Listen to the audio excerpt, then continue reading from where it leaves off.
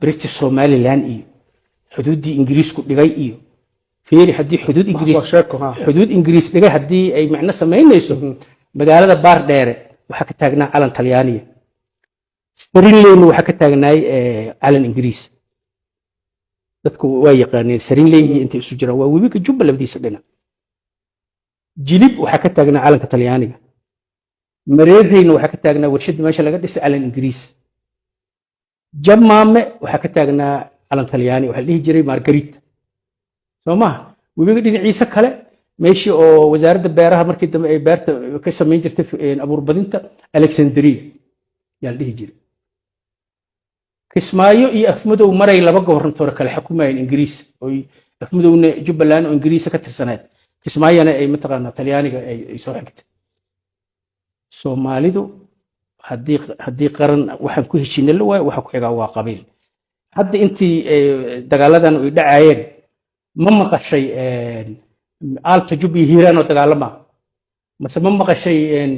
muxuu ahaay gobolkii Bijerteeniya iyo mudugoo dagaalamaya maya qabiil la dagaalamo qabiil la heshiiye qabiil la wax dhigto marka sheekada ah muxuu ahaay ii sheeg waxaan ahaa jirnay British Somaliland haddayba dawlad noqonayso haddayba Somaliland inayba dawlad noqotoba ayba rajo ka qabto ma ku noqonayso xuduud ingiriis waxay dawlad ku noqonayaan dadka degan oo raalliso nin wasiirka arrimaha dibadda oo ah ingiriiska dagaalkii labaad ee adduunyada kadib oo la dhihi jiray Bevin wuxuu sameeyay United Nations ka hor dhigay balaan lagu mideynaayo Soomaalida oo dhan dhulkii degan tahay badankeedana asiga gacanta ku hay marka laga reebo Djibouti waa taariikh kale oo dheer waa tii xamar dadka loo soo diray waa tii anagu aan diidnay maxkamada ingiriiska waa tii talyaani aan dalbanay waa tii fidno halka ka bilaabatay laakiin dadkii oo Bevin naqshadiisa ku qorneed oo United Nations Security Council uu horgeeyay